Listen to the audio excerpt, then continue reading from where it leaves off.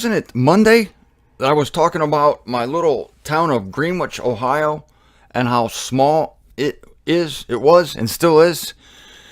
Yeah, I was thinking about that. I got to tell you how small this little town was. I mean, it was so small. I remember we had a blackout one day. The whole town went black. Somebody tripped over the extension cord. Yeah, I mean, the mayor had to annex property just to eat a foot-long hot dog. Seriously, that's how small this town was. I remember Main Street dead-ended in both directions. It's like you can't get there from here. You can't get out. You can't get in. It's a very mysterious little burg. This is Martin Zender, and we're finishing up today. I am anyway. You're listening on the political situation, the friendship situation between Israel and Turkey, because, as you know, the seven ecclesias will be gathered in modern-day Turkey to begin the preparations for the tribulation. Now, I'm going to skip all the bad stuff, and I'm going to get directly to the good things that have happened since June 27th, 2016. That's not too long ago. And I'm not saying that there has to be a positive political situation between Israel and Turkey for this migration to take place, for these ecclesias to be established here. It does not have to be that way. But I'm thinking it wouldn't be bad if it was that way. But then God can overcome anything. But then all I'm doing is giving you facts. All I'm doing is telling you how things are now, and you can decide if the hand of God is in this or isn't it. But of course, we know that, of course, the hand of God is in it. A reconciliation agreement was announced on the 27th of June 2016 to end the 6-year rift in the relation between both countries. The Turkish parliament will pass a law canceling all appeals against Israeli soldiers involved in the killing of 9 Turkish citizens during the Gaza flotilla raid. There's that Gaza flotilla raid again, and will also block any future claims. Commitment to stop terrorist or military activity against Israel on Turkish soil. I think that's a good idea. In any administration, including funding and aid to such activities from Turkey. Palestinian movement Hamas will be allowed to operate on Turkish soil, but only as a political movement. What? A Palestinian movement Hamas, that's a terrorist organization, is it not? Will be allowed to operate on Turkish soil, but only as a political movement. In other words, you can only talk about terrorism. Yeah, you can hand out brochures about how you're going to blow up people, but you can't actually blow them up. Great. Turkey will accept to send all aid to the Gaza Strip through Israel, and then from Israel to Gaza on land. No idea what that sentence means. It is poorly written. It can be taken 5 different ways. Israel will allow Turkey to advance humanitarian projects in the Gaza Strip. Why would Turkey want to do that? Oh, well, the Gaza Strip, I suppose, that's owned by the Palestinians, right? That's that little strip of Gaza. Such as building an hospital, power station, and a desalination station, all subjected to Israeli security considerations. If you're going to desalinate water, if you're going to take salt out of anything, you must be subject to our security considerations. This makes me realize how stupid human politics is. These things are ridiculous. Why are we talking about desalination and building an hospital? An hospital. And the Gaza Strip, this little piece of land, it's so petty. It's a penny in the bank of the earth. So petty. This is why it's such a joy, ladies and gentlemen, to not own anything. You know, it pains me to look into this squabble, and I'm reading about the reconciliation. We shall desalinate, but only under your jurisdiction. It's just, I hate this stuff. I hate what I'm reading. And tomorrow, I don't care how far I get here, it's enough of it. Tomorrow, which is Friday, it's Revelation 22. And we are Making a run for show 800. That's it, folks. There's going to be 20 more shows. That's it. I'm done with the Revelation series at show 800. It's too perfect. I'm too close to the end. What could there possibly be in Revelation 22 except the fulfillment and the fruition, the coming to fruition of everything begun in Genesis? Crap. I could probably do a series for 6 months just on Revelation 22. We'll see what happens when I get into it tomorrow. It'll be interesting to see if I can get past the first word of the first verse. I haven't looked at it in a while, and I'm not going to look at it. It's already in me deeply, deeply. And so I'm not going to look at it until I come to it tomorrow with you. So tomorrow's going to be a great day. Tell all your friends about what's going to happen tomorrow, that Martin Zender, the world's most unspoken God, the world's most, I don't even know my own title, Martin Zender, on Friday, tomorrow, tune in, the world's most outspoken Bible scholar is going to go in cold to Revelation 22. Anything could happen. You don't want to miss it. Back to these damned Turks and Israelis. It's just so temporary. This stuff is so temporary. It's so passing away. These considerations are so transient and soulish and biting, and everyone wants to bite everybody else. Everybody wants what's coming to them. They want their fair share. You remember Lucy in the Charlie Brown special? No, it might have been Sally, Charlie Brown's sister, in the Halloween special. I think it is. She wanted to go out trick-or-treating, and she wanted lots of candy and the right kind of candy. Or maybe it was her making a Christmas list. It was definitely Sally, not Lucy. And she said this, I'll never forget it, I just want what's coming to me. I want my fair share. It was so funny seeing a kid say that, watching a kid say that. I just want what's coming to me. I want my fair share. That this child in the Charlie Brown cartoon was already acting like an adult. It's adults, so-called, who want what's coming to them. They want their fair share. Someone asked me recently, tell me about your hopes and dreams. And I appreciated the question. I really did. And this was my answer. Very sad answer. I said, all my hopes and dreams have been dashed like unglazed pottery against a brick wall. Other than that, thanks for asking. However, ladies and gentlemen, I know this also for a fact, that my hopes and dreams are dormant. They're hibernating like a bear in the winter. They're sucking on their own fat and not daring to show their face in the light of day because of how many times they've been smashed against a brick wall like so much unglazed pottery. Excuse me. And so, many of my hopes and dreams, thank you for asking, are put in the next basket, the basket of the next life, Eon 4, when we're snatched together to meet Christ. But I can't deny the fact that I still have earthly hopes and dreams. And yet, are they not being realized? I mean, here I am, sleeping in a laundry room. I have the washer and dryer. Washer, dryer. I can do my clothes anytime I want, day or night. Let's change the topic.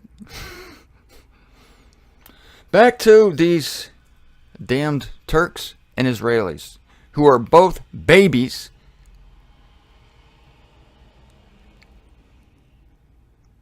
They're babies. Oh, Turkey will accept this. Oh, yeah, I read that. It doesn't make sense. Israel will allow Turkey to advance humanitarian projects in the Gaza Strip. Yeah, building that's An Hospital. Israel will give $20 million as compensation for the families of those who died and were injured in the raid. We're going back to that damn Gaza flotilla raid.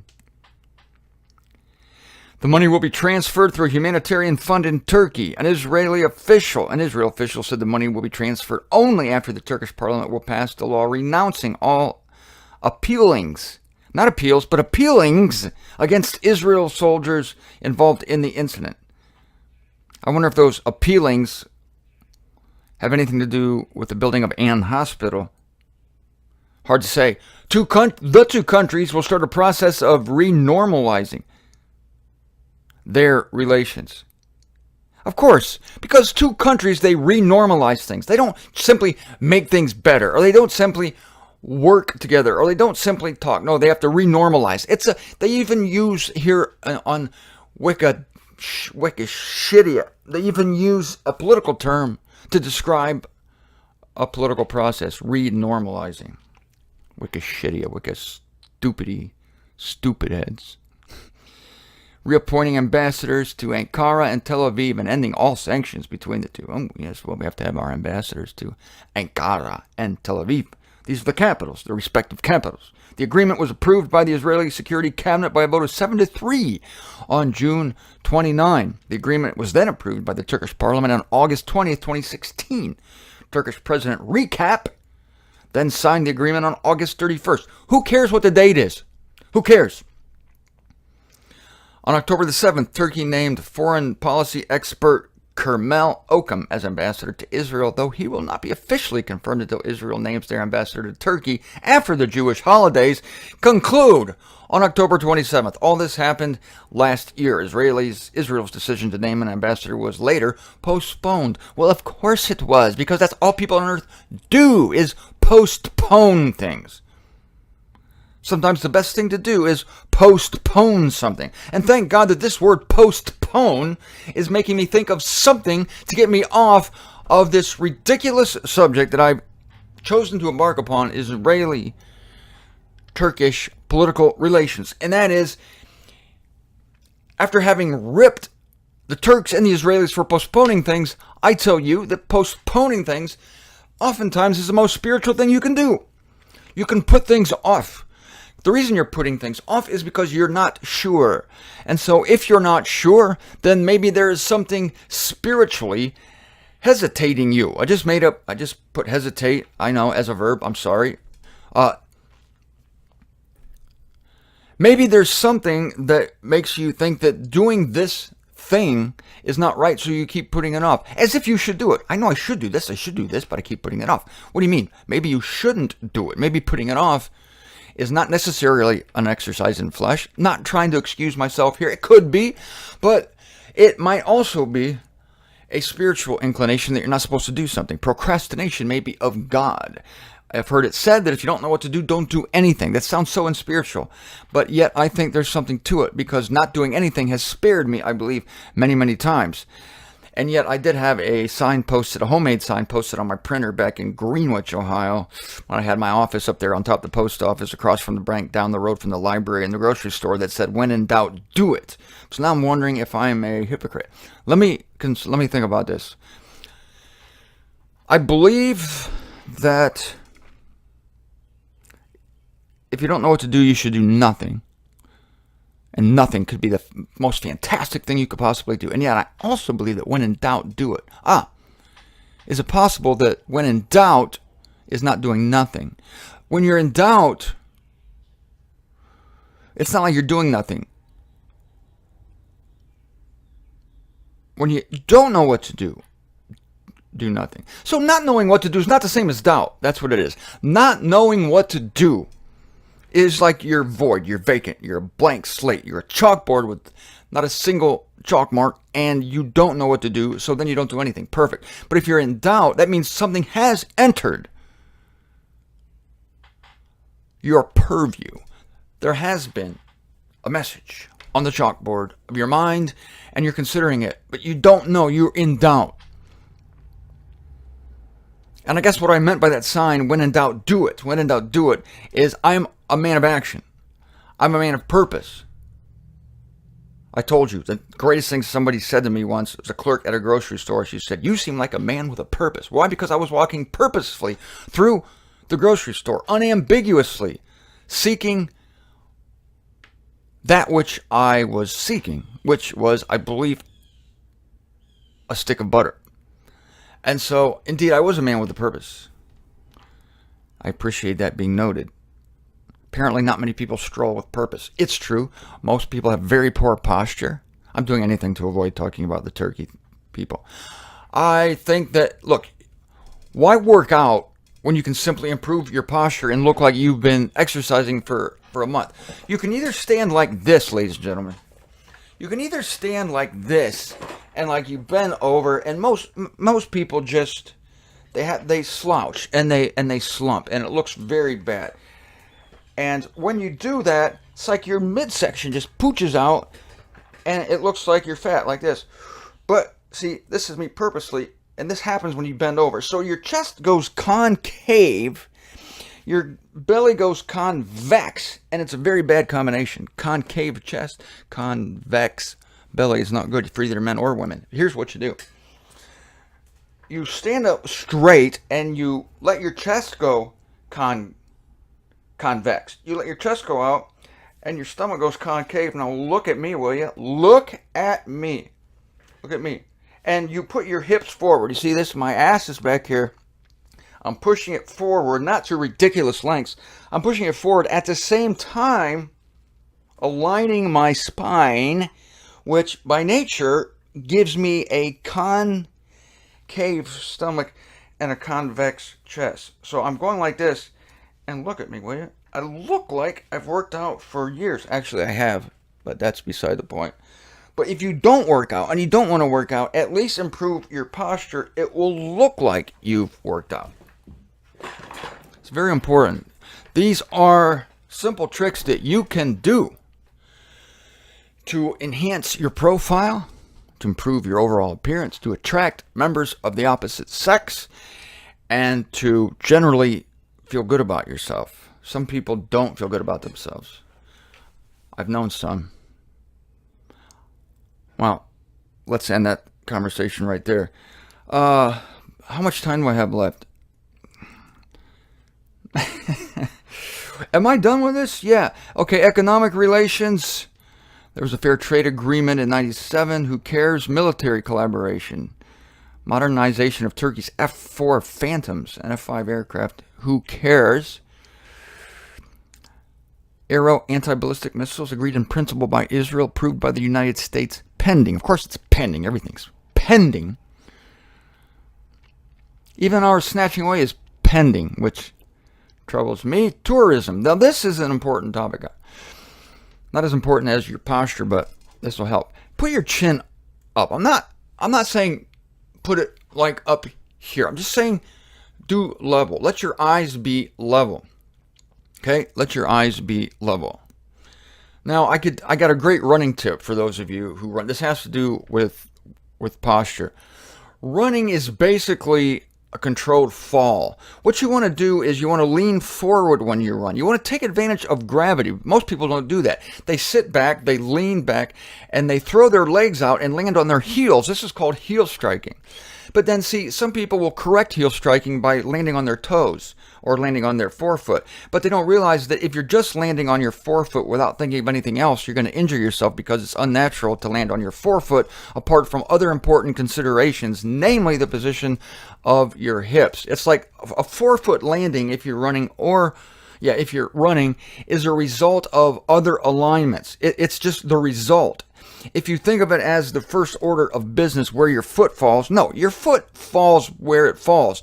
There are other things that are much more important, and once you get those things straightened out, your foot will fall naturally.